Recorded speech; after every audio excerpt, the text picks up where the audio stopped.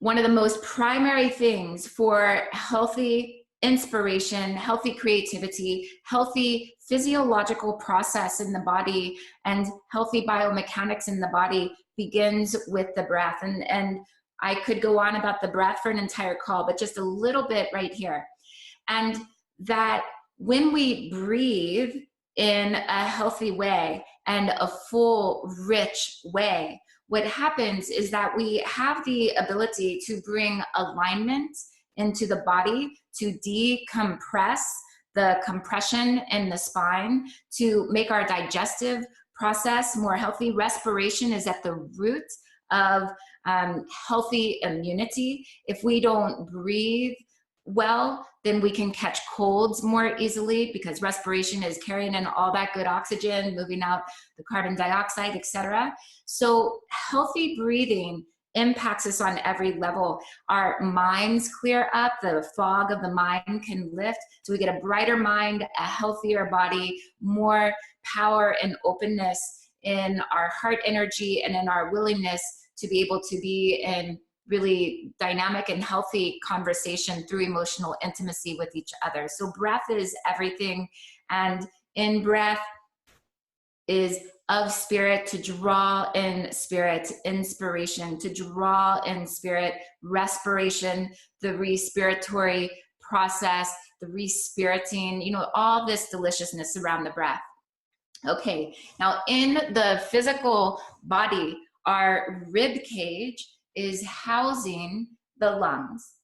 And most people, when they go to take a deep breath, will typically feel it more to the front of the chest.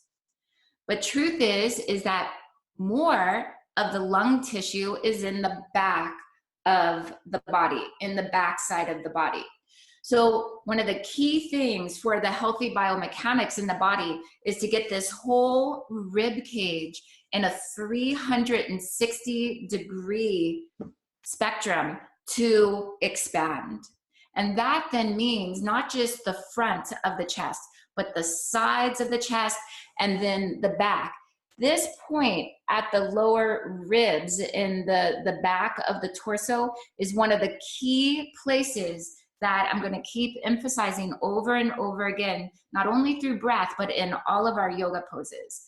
Because if you think of a lot of times in yoga, what happens is that we'll go for like the end range of motion in a pose. Let's say that we're going, now I have to be adaptable and creative.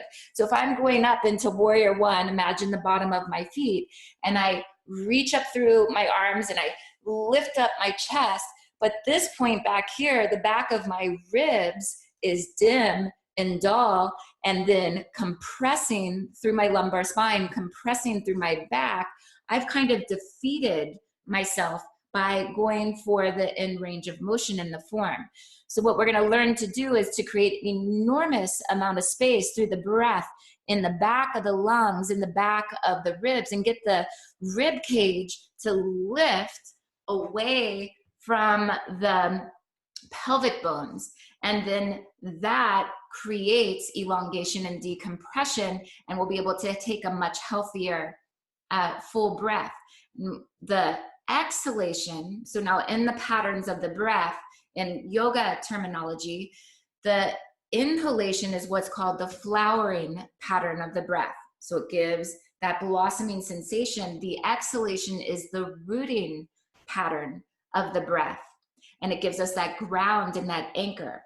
When we exhale fully, there is an anchor and an engagement at the root of the pelvic floor, at the base of the navel, that then supports a greater expansion in the rib cage and for a bigger breath through our lungs, and getting that tissue to fill up in the back of the lungs as well.